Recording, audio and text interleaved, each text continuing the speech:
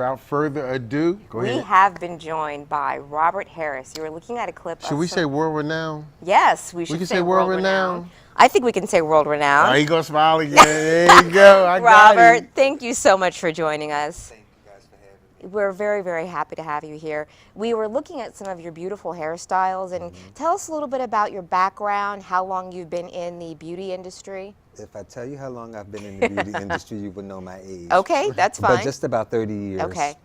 Just about 30 years ago, I started this journey. So then you've seen a lot of trends come and go. Yes, I have. So 30 years, that would be the braids, the weaves, The relaxer. Okay, I never did perfect that. Oh. So I was not good at that The at all. stacks. Remember the stack? No, you would what does pull that your hair mean? up, curl it, and then you would pull it up real high. Okay, all right. Back in the salt and pepper days. Okay, gotcha. So did you want to ask? No, me? go ahead. I know Okay. you got a ton of Well, questions. I for him. do. We were talking a little bit earlier, and right now the big thing I think is natural hair. It's always been around, but Okay. it's to the forefront now, more so because of the products. Everybody's building these products for natural hair just because they know it's a market for it. But it's always been, we've always worn our hair natural, some Right. of us, until we jumped the gun and went into the relaxers. Me personally, I leave it up to the client. What do you prefer? Except if I notice that the relaxer is doing something damaging to the hair, I'll stop, or I'll just go to a sensitive scalp relaxer. My products are Influence, and they have sensitive scalp relaxers, and most of their products are natural based. So I don't have to worry too much about them over processing the hair and damaging the hair. And whenever I do a chemical service, I always trim the hair because it's like revitalizing the hair from the chemical service. You know, you cut a 1/4 of an inch off, and then you get a quarter, even more back, more Okay. than a 1/4 of an inch back. So the products that a relaxed hairstyle would use, a person with a relaxed would use, are they the conditioning products? Are they the same that somebody who has natural hair would use? Well, excuse me, if you have natural hair, I think that you would kind of sway towards a natural base product versus the chemicals or the bad stuff that's in these relaxers and things like that. If you have natural hair, you would try to use something with honey based or flaxseed, the natural Okay. stuff, like even with milk in the products. Coconut oil. Coconut oil, things of that Okay. nature, jojoba oil, stuff like that. So honey, let's talk about honey for a Okay. second. So the first time I ever put honey in a conditioner, all right, because my mother and my sister, my mother was a cosmetologist, my sister's a cosmetologist, so most of the conditioners I've ever used are stuff we make in the kitchen. Right. All right? So you know, Rob, Eggs, I've talked to you, mayonnaise. eggs and mayonnaise, exactly. So the first time I used honey, I was completely amazed at the moisture. And because usually you use a conditioner, you're like, all right, whatever, it's whatever. But I put whatever, a tablespoon, some obnoxious amount of honey in there, and it was a tangible difference. So was that my imagination, or? No, you were correct, because most of the products, especially the natural products, they tend to want to say, oh, this is all honey based and so forth and so on. But if you are really into natural hair, you know how to create the product yourself. That's what being natural. Natural is just not, okay, I just don't have a relaxer. Natural is a way of life. It's a lifestyle. It's the way that you eat, what you drink. You don't drink sodas, you don't do caffeine.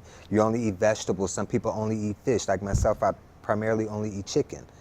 So if you're going to say you're natural, it's a whole rim of things that you have to do to be 100% natural. Just like when you buy products that say 100% natural, those products are not 100% natural. Are you actually in the factory when they're making these products? No. So I tell people, if you want to be natural, you start within the inside.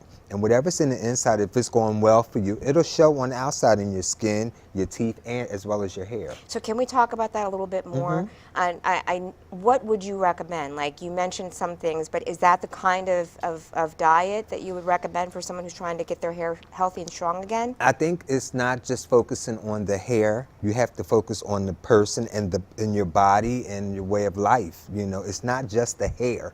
Everybody wants to concentrate on the hair. It starts inside. if you put bad stuff in your body, you're going to see bad stuff on the outside. That's just plain and simple. You have to take care of your body, and your hair is your glory. So that's the outcome of you taking care of everything that produces your hair to come out of the shaft. So the other question I have is, okay, this is an old school question. I should have asked you this off camera because It's okay. Okay.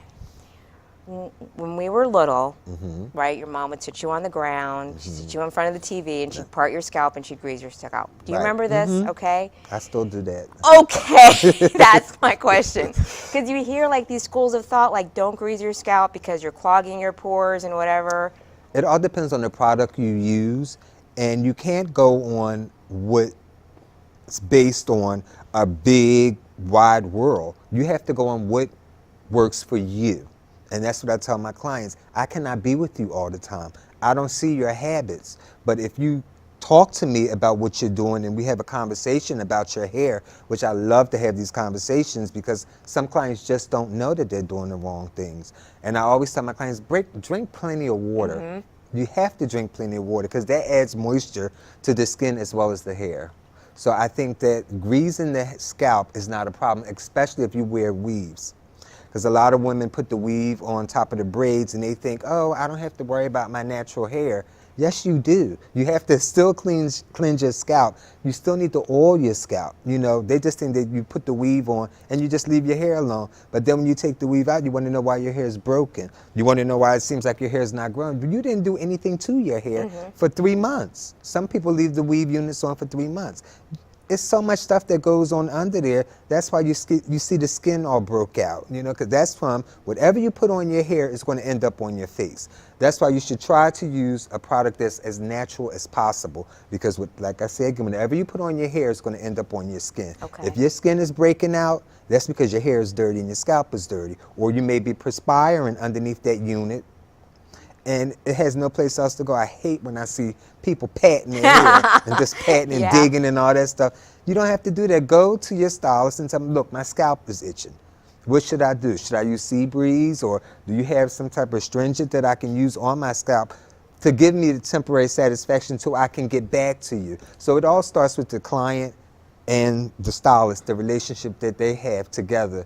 That your stylist should be able to explain to you how to maintain your hair, what's going to work for you. So I always tell the clients, have an open discussion about the service that you're ready to receive before you even receive the service. That way you'll know how to maintain it. Some people get hairstyles that are strictly for the weekend. So what do I do when it's time to go back to work? That's a conversation you should have with your client before he even gave you the service. Yeah, I saw that either on your Facebook page or your website somewhere. You were talking about, listen, there's different hair for work, there's different hair for weekends and things like that. Exactly. And then your tagline is healthy hair Is key. Is key. Yes, okay. correct. I have one more question. I forgot it, but I will think of it in just a moment. Give me a second. Wait, give me a second. Conditioning. Okay. How is it possible to over-condition your hair? Like, Yes. Okay. If you have thin hair, the more conditioner you put on, your hair is going to go even limper. Okay. If you have thicker hair, I don't think that you can over-condition because you want something to be on that hair before you put the heat on it and all that stuff, because that's a protecting agent when you put the conditioners on, especially a leave-in conditioner. I love leave-in conditioners because they work with all different types of hair. And what it's doing is it's giving you a buffer from all the things that you do to your hair. Okay. And then, okay, I forgot. I do have another question. Okay, it's okay. Okay.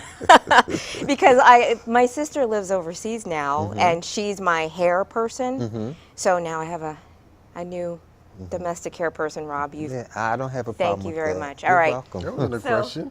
But here's my question. I have a question. Okay.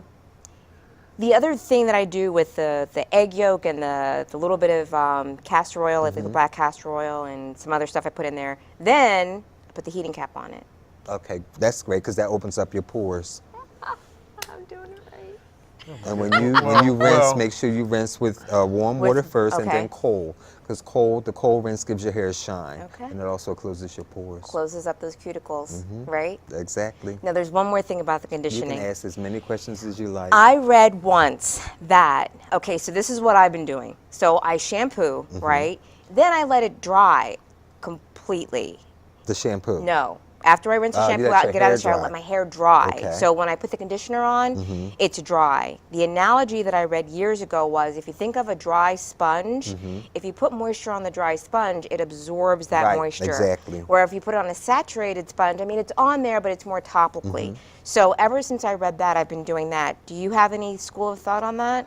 I think if it works for you, that you continue to do it. You know, like I said, again, you can't go on what you hear other people say. You have to take that and bring that into your life. You know what I mean? It's the same thing with styling. If you see a young lady walking down the street and you say, oh, I love her style, that style may work for her, but it may not work for you because of your schedule in which you may work out or whatever the situation may be.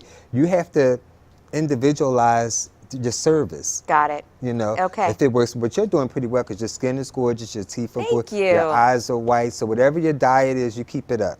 Plus, I've been doing this workout with some breaking barriers say guy. that. So Don't say I think my that. circulation's well- okay. Well, can I get one question in? Go for it. Because I don't have hair, so I guess, well, I've been knowing you for years. We got over 30 years of friendship. Right. And what I've noticed from him that I see a lot different from other stylists is he's actually got contacted from magazines, not just from Atlanta, but California it was, It was right? the Midwest. It was Black Midwest. Midwest Hair Magazine.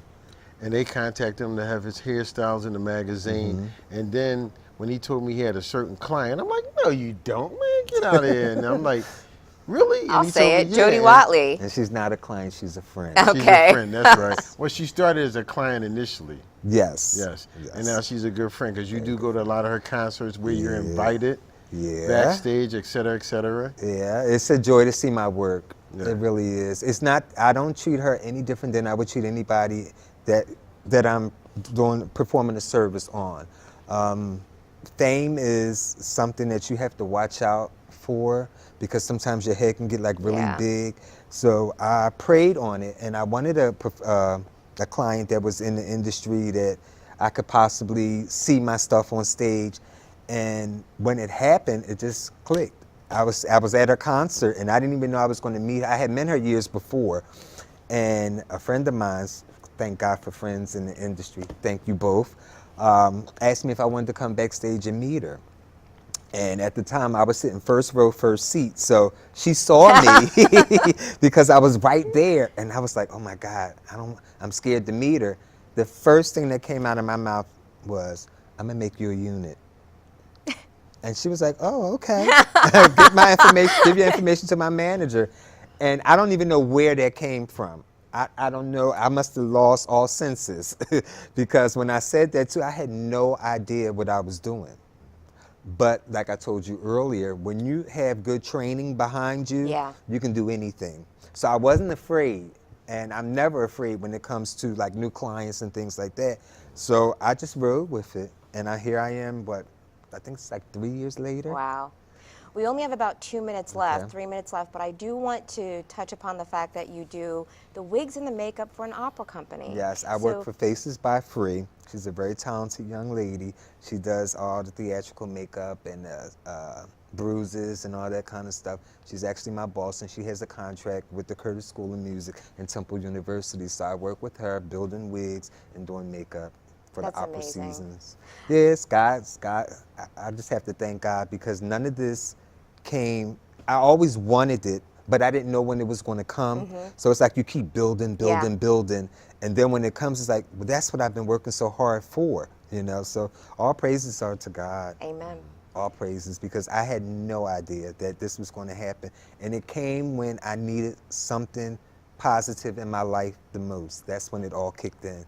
That's wonderful. Rob, it was such a pleasure meeting you. Anytime. And the next time you're on the program, we're going to focus more on the opera wigs because I love to show our audience what that looks Oh, like. thank you. And I love the students. It's just a blessing to be able to pass on knowledge to them because, like I tell them, you may not always be in a situation where they have a makeup artist or a hairstylist. So I'm going to show you how to do it for yourself because when you're starting out, you don't always get these Right. big $1 million contracts and stuff. You're going to have to learn how to do it yourself because they may not have nobody there to do it for you. That's fantastic. So you have to pass on the knowledge. It was a pleasure meeting you. It's a pleasure Thank you being so here. much.